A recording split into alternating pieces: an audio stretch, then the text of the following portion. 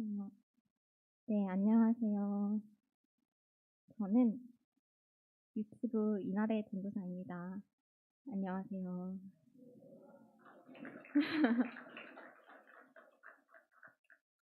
저는 오늘 여러분과 이 부르심의 은혜라는 제목의 설교를 함께 나누고 싶습니다. 제가 지금 굉장히 좀 긴장이 되는데 네, 좀 양해 부탁드리겠습니다. 오늘 본문은요, 로마서 1장 1절부터 7절 말씀인데요. 함께 첫 번째 9절부터 살펴봤으면 좋겠습니다. 오늘의 본문은 이제 바울이 로마 성도들에게 편지를 쓰는 장면이에요. 근데 거기서 이제 첫 번째 구절에선 이렇게 말씀하고 계십니다. 예수 그리스도의 종 바울은 사도로 부르심을 받아 그리고 하나님의 복음을 위하여 택정하심을 입었습니다. 그러니까 결국에는 이 부르심과 택하심 이 두 가지를 사도 바울은 자신이 받았다고 이야기합니다.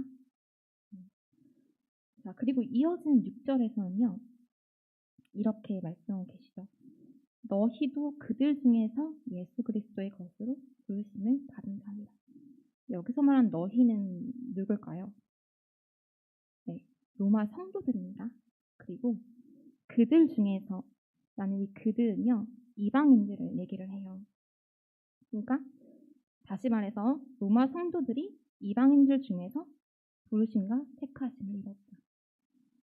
그러니까 사도 바울도 부르심과 택하심을 입었고 이 로마 성도들도 부르심과 택하심을 입은 것입니다. 정확히는 이렇습니다. 바울 자신은 로마 성도들의 회심 그리고 복음을 전하는 것, 로마 성도들이 믿어 순종하게 되는 것, 그것을 위해 부르심과 택하심 받은 것이고요. 또 로마 성도들은 누구의 회심을 위해서 그럼 부르심과 택하심 받았습니까? 이방인들을 위해서 부르심과 택하심 받았다. 우리는 이렇게 알 수가 있습니다. 다시 한번 말해볼까요? 그러면 하나님은 택자들을, 이 선택하신 자들을 무엇을 통해 부르시는 것 같습니까? 네, 어떤 것을 통해서 부르시는 것 같습니까? 네, 복음 전파를 통해서 이 택자들을 부르신다는 것을 우리가 알 수가 있습니다. 이 복음 전파를 통해서 택자들을 부르시고 또 복음 전파를 통해 택자들을 부르십니다. 그러니 우리가 우리 교회 학교의 아이들에게 또 더 나아가 세상 가운데 이 하나님 말씀을 전하는 것은요. 하나님의 이 택자들, 예정된 사람들을 부르신 통로가 되기 때문에요. 매우 중요한 것이 아닐 수가 없겠습니다. 오늘 본문에서요. 여러분 부르심과 택하심의 이 주체가 더 중요하다고 볼 수 있습니다. 오늘 본문 6절에서는요. 예수 그리스도의 것으로 부르심 받았다고 이야기하죠. 그러면 우리가 예수 그리스도에 의해서 부르심 받은 것이 아니라 우리는 누구에 의해서 부르심 받은 것입니까? 하나님에 의해서 부르심 받았다는 것을 의미합니다. 로마서 8장 29절 말씀을 잠깐 화면에 보여주시겠습니까? 네. 로마서 8장 29절에서는 이렇게 말씀하십니다. 제가 읽어드리겠습니다. 하나님이 미리 아신 자들로 또한 그 아들의 형상을 본받게 하기 위하여 미리 정하셨으니 이는 그로 많은 형제 중에서 맏아들이 되게 하려 하심이니라. 우린 여기서 무엇을 알 수 있냐면요. 하나님이 주체가 되어 우리를 택하시고 부르셨다는 것을 알 수가 있고요. 또한 하나님이 선택하셨다라는 것은요. 하나님이 성도를 미리 택정하셨다. 창세전부터 영원전부터 성도로 여러분을 택하시고 부르셨기 때문에 우리가 이 자리에 나올 수 있었다는 것입니다.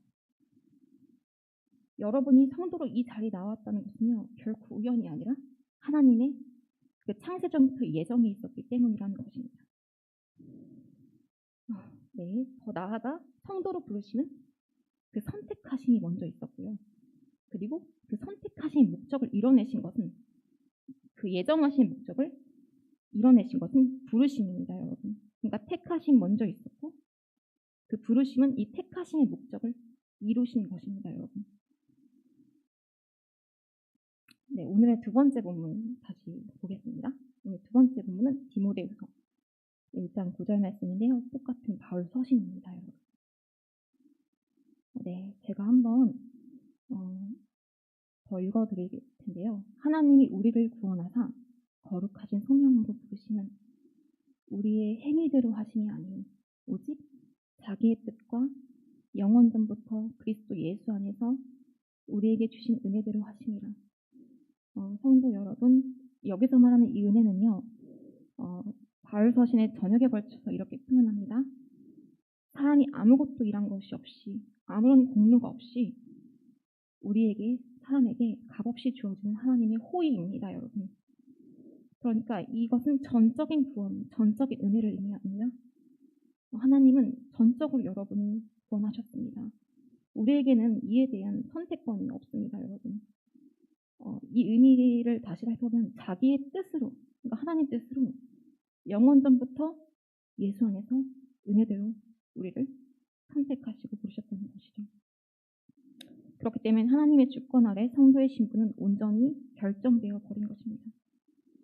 여러분, 이 바울이 말한 이 부르심은요, 결코 사람에 의해서 거부당할 수가 없는 부르심입니다. 앞서 말씀드린 주체가 하나님이기 때문에 그렇습니다. 하나님이 성도로 부르셨는데 성도가 되지 않는 법은 없는 것입니다. 우리가 되지 않고 싶다고 되지 않는 것이 아니고 성도가 되고 싶다고 되는 것이 아니라 이 말씀을 드리고 싶습니다. 하나님은 이 택자들을 부르시고요.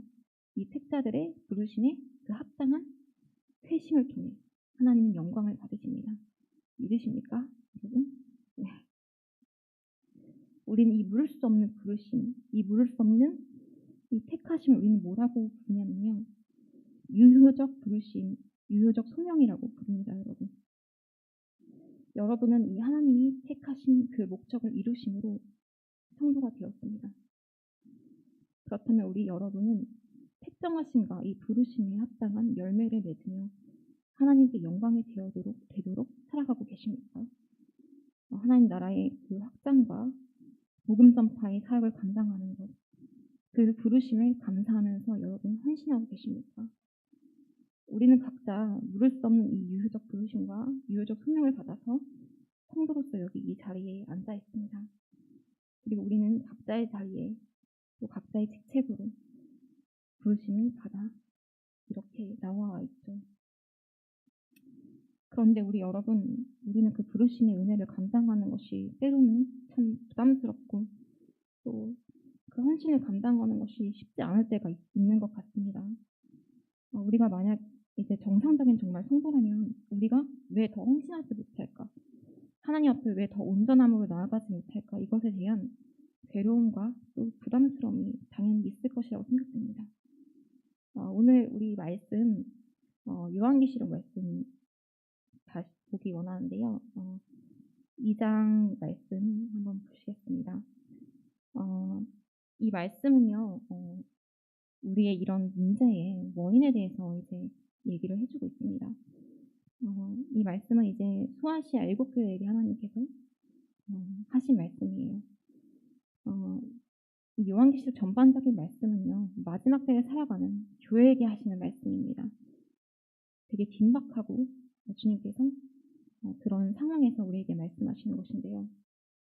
요한계시록에서 이렇게 말씀하시죠. 4절 5절 같이 보시겠습니다. 그러나 너를 책망할 것이 있나니 너의 처음 사랑을 버렸느니라. 그러므로 어디서 떨어졌는지를 생각하고 회개하여 처음 행위를 가지라. 만일 그리하지 아니하고 회개하지 아니하면 내가 내게 가서 내 촛대를 그 자리에서 옮기리라. 네, 아멘. 그러니 우리에게 이 마지막 때에 통과하는 우리에게도 동일하게 적용되는 말씀인 것이죠. 하나님, 우리가 온전히 헌신하지 못하는 것에 대한 원인을 뭐라고 말씀하시는 것 같습니까, 여러분? 우리가 무엇을 버린 것 같습니까, 여러분? 네, 처음 사랑을 버렸다. 네가 처음 사랑을 버렸다. 하나님께서 이 말씀 에베소 교회에게 하신 말씀이에요. 에베소 교회는요, 여러분, 처음에는요, 하나님의 구원에 감격하고 또 하나님을 향한 이 뜨거운 사랑과 헌신으로 나아갔습니다. 그런데 여러분 그 사랑을 잃어버린 것입니다. 그러니까 처음 사랑의 그 첫사랑, 그것에 대한 감사와 감격을 잃어버린 것이에요. 처음에는 우리도 마찬가지죠. 나의 전부를 드려도 우리는 모자랐죠. 처음 하나님을 만났던 때를 우리가 한번 생각해 보셨으면 좋겠습니다. 그때에도 우리가 그저 의무적으로 찬양대를 섬기고 교사로 섬기고 성가대, 전도대에서 우리가 섬기셨습니까? 아니죠. 누가 하지 말라고 말려도 우리는 그 기쁨으로 우린 자발적으로 그 자리에 나왔고 또 누구보다 성실하게 일했습니다. 자, 그런데 이 에베소교회도 마찬가지입니다, 여러분.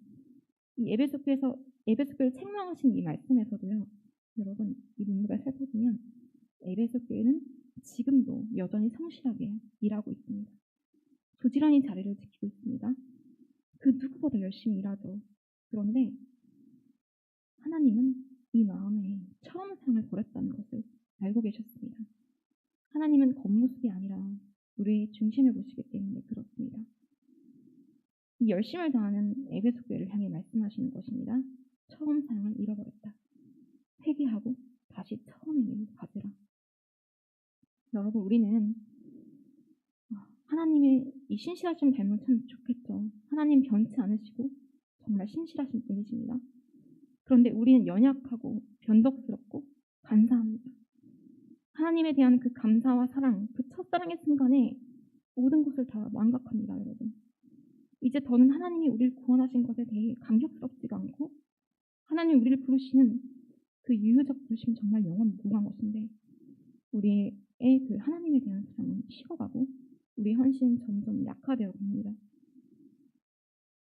우리 겉보기엔 참 그것을 모르겠죠. 그렇죠? 그런데 우리의 마음은 하나님을 향한 사랑으로 헌신하는 것인지 그것이 확실하지 않을 때가 있는 것입니다. 이런 라오디게아 교회에게 하나님 말씀하십니다. 오늘 그 요한계시록 3장 말씀 한번 같이 보시겠는데요. 우리 15, 16절 말씀입니다. 함께 우리 읽어보도록 할까요? 내가 내 행위를 아노니 내가 차지도 아니하고 뜨겁지도 아니하도다. 내가 차든지 뜨겁든지 하기를 원하노라. 내가 이같이 미지근하여 뜨겁지도 아니하고 차지도 아니하니 내 입에서 너를 토하여 버리리라.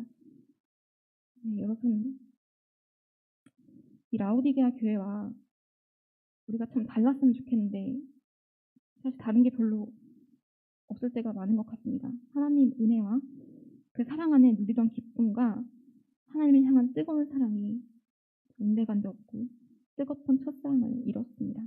이제는 미적지근한 신앙만이 있을 뿐입니다. 하나님은 우리에게 이 말씀하시는 것이 내가 널 토하겠다, 내 촛대를 옮기겠다 이렇게 하시는 말씀이 여러분 그저 그냥 협박이고 책망이고 그냥 그렇기만 할까요? 여러분 이 때를 다시 생각해보면 마지막 때의 긴박한 그 상황에서 하나님 하시는 말씀이세요. 그러니까 이것은 하나님이 얼마나 우리를 사랑하시는지 다시 느낄 수 있는 본문인 것입니다. 하나님은 우리를 얼마나 사랑하시는지 또 그 첫사랑을 얼마나 회복하고 싶어 하시는지 그 마음이 드러나는 본문인 것입니다. 하나님은 이 뜨거운 사랑 안에 다시 거하라고 이 긴박한 때에 하나님 우리를 찾으시는 것입니다. 나를 뜨겁게 사랑해라. 다시 처음 사랑으로 돌아와라. 우리에게 그렇게 요구하시는 것입니다, 여러분. 이것에 대해 이제 저희 신앙의 선배 조나단 에드워즈라는 이 신학자는요. 자신의 저서 신앙 감정론에서 이렇게 말합니다. 성령으로 말미암은 지성과 감성이 넘치면 의지가 발동한다. 여러분 이 말을 다시 말하면요. 우리가 하나님에 대한 지식이 넘친다고 해도 우리가 하나님을 많이 안다고 해도 우리가 하나님에 대한 이 감정과 하나님을 향한 뜨거운 사랑이 없으면 우리의 헌신은 약화될 수밖에 없다는 것을 의미합니다. 우리의 지성과 감정이 같이 가야 우리는 하나님 앞에 온전히 헌신할 수 있는 것입니다. 네, 성도 여러분, 우리는 그렇기 때문에 선택권이 없습니다. 하나님 말씀하셨습니다. 내가 차든지 뜨겁든지 하나만 해라. 우리는 하나만 해야겠죠. 우리는 무엇을 선택해야 할까요, 여러분? 뜨거움일까요? 차가움일까요? 네, 뜨거움을 선택해야겠죠. 여러분, 그런데 우리는 이 참 사변적인 생각으로 '어떻게 처음 사랑을 다시 그때 그 감격을 다시 회복할 수 있겠습니까?' 그렇게 생각할 수 있어요. 네. 그렇죠. 우리의 이런 생각들은 하나님 앞에 더 이상 나아가지 못하게 우리를 참 많이 방해합니다. 그런데 여러분, 우리는 이 말씀 자체가 사실 희망입니다.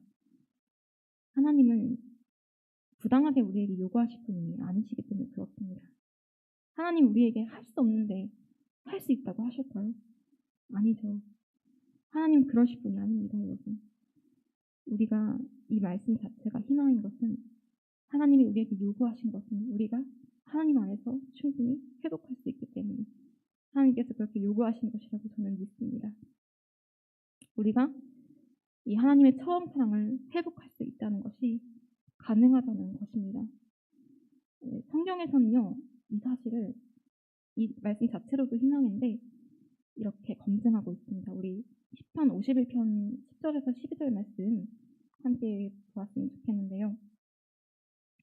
이 말씀은 이제 다윗이 밧세바와 간음을 저지르고 나서 이제 좌절감과 애통감 그리고 그 죄책감을 이제 하나님 앞에 토로하는 장면이에요. 이제 하나님 앞에 다 내려놓는 장면입니다. 제가 읽어드리겠습니다. 10절부터 12절 말씀입니다. 하나님이여, 내 속에 정한 마음을 창조하시고 내 안에 정직한 영을 새롭게 하소서. 나를 주 앞에서 쫓아내지 마시며 주의 성령을 내게서 거두지 마소서.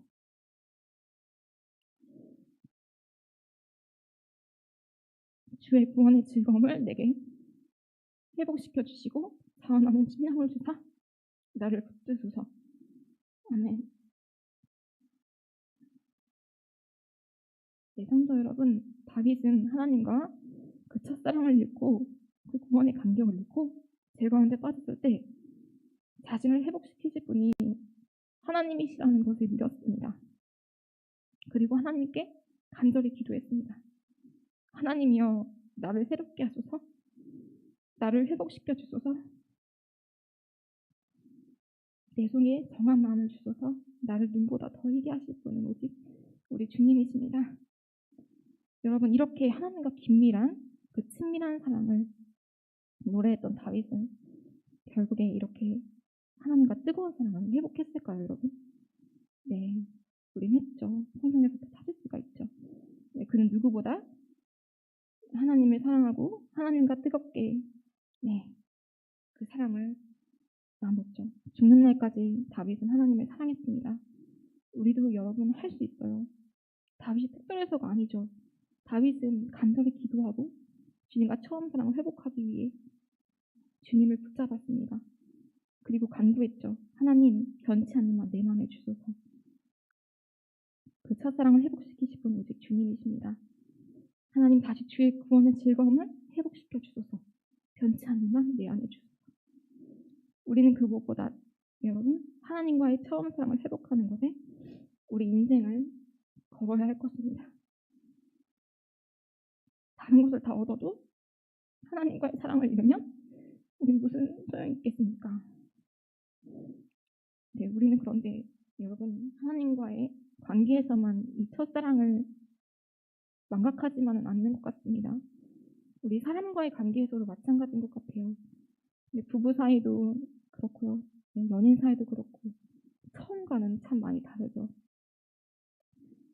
처음 만났을 때 이제 부부가 처음 사랑을 시작했던 그 순간에는 정말 뜨겁게 사랑하고 또 서로를 정말 많이 아끼고 그랬는데 몇십 년 이제 부부로 살다 보니까 사이가 참 냉랭해질 때가 있죠.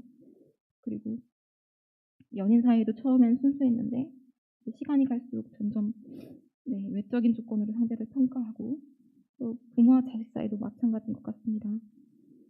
처음에 이제 뱃속에 있던 우리 아이들은 참 예뻤고 모든 행동이 이제 세상에 나와 처음 봤을 때 이제 모든 행동이 참 아름답고 사랑스럽고 그런데 자라면 자랄수록 이제 말도 안 듣고 미워 죽겠을 때가 참 많죠.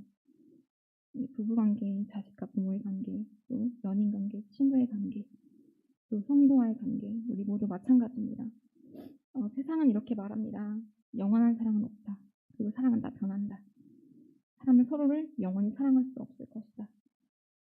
근데 여러분, 이렇게 변하기만 한다. 우리 영원히 사랑할 수 없다. 이것은 다 세상의 가르침입니다, 여러분. 성경은 우리에게 분명히 말합니다. 하나님과 화평하면 사람과도 희락을 누릴 수 있다. 여러분, 우리는 하나님과 붙어 있고 그 사랑 안에서 거하며 그 온전히 은혜를 누리면서 하나님과 화평하면 사람들과도 그 어떤 관계에서도 희락을 누릴 수가 있습니다. 부부는 그저 의리로 사는 것이 아닙니다, 여러분. 우리가 하나님의 은혜 안에 거하면 우리는 하나님의 성품을 닮아 변치 않게 서로를 사랑할 수 있습니다. 모든 관계에서 마찬가지입니다. 여러분이 희망을 놓지 않으면서 온전히 믿고 하나님께 그 사랑하도록 간구하셨으면 좋겠습니다. 분명 우리는 회복할 수 있고 희망을 가질 수가 있습니다. 이것은요, 여러분, 없는 얘기가 아니에요. 우리의 믿음의 선배이자 또 의사였고 또 목사였던 훌륭한 신학자죠. 마틴 로이드 존스는 그의 전기 3권에서 이 아내에 대한 직한 사랑을 드러냅니다. 이 마틴 로이드 존스는 언제나 변함없이 아내를 사랑했는데요. 그는 이 처음 사랑이 식지 않기를 하나님 앞에 간절히 기도했습니다. 놀라운 것은 그가 이렇게 끊임없이 아내를 사랑하게 해달라고 기도했는데 처음보다 뒤로 가면 갈수록 시간이 흐르면 흐를수록 이 마틴 로이드 존스는 아내를 더 사랑했다는 사실입니다. 그것은 정말 우리가 확인할 수가 있는 것입니다. 시간이 지나면서 그 사랑이 식는 것이 아니라 우리는 서로를 더 뜨겁게 사랑할 수가 있는 것입니다. 하나님은 우리에게 명령하십니다. 내 이웃을 내 몸과 같이 사랑해라. 이거 불가능했다는 하나님께서 우리에게 이런 명령은 하지 않으셨을 겁니다. 보이지 않는 하나님의 그 넘치는 사랑이 흘러가 남편을 존중하고 사랑하고 아내를 사랑하고 아끼며 또 자식들을 사랑하며 성도들이 서로를 섬기며 사랑하는 것. 우리 믿음의 훌륭한 선배들은 실제로 그렇게 살아냈습니다. 우리도 그렇게 살아갈 수 있습니다, 여러분. 각 가정에서, 직장에서, 교회에서 우리 이렇게 실천하면서 살도록 하나님께 간구하시는 성도님들 다 되셨으면 좋겠습니다. 우리가 이제 각 가정의 달을 맞이해서 함께 기도했으면 좋겠는데요. 네, 우리가 함께 기도할 것은요. 우리가 하나님과의 그 처음 사랑을 회복하고 그 부르심의 소명을 기억하면서 하나님의 사랑 안에 온전히 거할 수 있도록 다시 처음 주님 만났던 그때에 그것을 넘어 더 뜨겁게 사랑할 수 있기를 소망함으로 기도하시겠습니다. 또한 하나님과 뜨거운 사랑 안에 거하여 하나님과 화평을 누리고 더 나아가 우리 상일교회 모든 성도들의 가정과 삶 가운데 서로를 사랑하며 존중하고 부족함을 용납하며 섬길 수 있도록 우리 다 함께 기도하시겠습니다. 네. 하나님 아버지, 네, 모든 것 대신 하나님 아버지, 저희는 하나님과의 관계를 영원히 회복할 수 없을 줄만 알았습니다. 우리의 부족함과 연약함으로 하나님 우리를 선택하시고 우리를 영원히 사랑하시어 그 영원한 사랑에 우리를 초대하시고 그 부르심의 크신 은혜를 허락하셨는데 우리는 구원의 사랑 안에 첫사랑의 감격과 주님에 대한 헌신을 잃어버리고 무감각한 그리스도인으로 뜨겁지도 차갑지도 아니한 뜨뜻미지근한 신앙으로 살아가고 있습니다. 매일 죄를 짓고 넘어지고 부족한 우리의 주님에 대한 사랑과 그 부족한 헌신을 마주할 때마다 우리 마음이 참으로 괴롭습니다. 주님, 그 크신 사랑을 잊고 살았던 우리 지난 날을 주님 용서하여 주시고 이 말씀이 우리에게 하나님이 주시는 말씀인 줄을 믿습니다. 하나님, 우리가 다시 주님과의 첫사랑을 회복하길 원합니다. 주님, 우리가 처음 사랑한 그 사랑으로 다시 주님 사랑하기를 간절히 소망합니다. 우리를 회복시켜 주시고 또한 우리가 하나님의 그 구원의 은혜를 온전히 누리며 하나님과 먼저 화평을 누리고 그 흘러넘친 사랑 안에 거하여 영혼들이 남편을, 아내를 사랑하며 존중하고 자신들 하나님 마음을 품고 살아갈 수 있게 하옵소서. 우리를 죽기까지 사랑하신 그 사랑으로 우리가 가족을 사랑하고 교회를 사랑하며 성도들이 서로를 섬기게 하여 주옵소서. 그리스도가 교회를 사랑한 같이 우리도 각 지체들이 그렇게 사랑하기를 소망합니다. 주님, 우리의 머리 되신 주님, 우리의 지체들이 서로 부족함을 품고 서로를 긍휼히 여기며 우리 발을 씻기신 그 예수 그리스도의 겸손함으로 서로를 대할 수 있길 소망합니다. 하나님, 예수님은 우리를 변함없이 사랑하셨는데 우리는 왜 이렇게 변하고 우리는 하나님을 떠나고 헌신을 못할까요? 주님, 우리가 사랑하고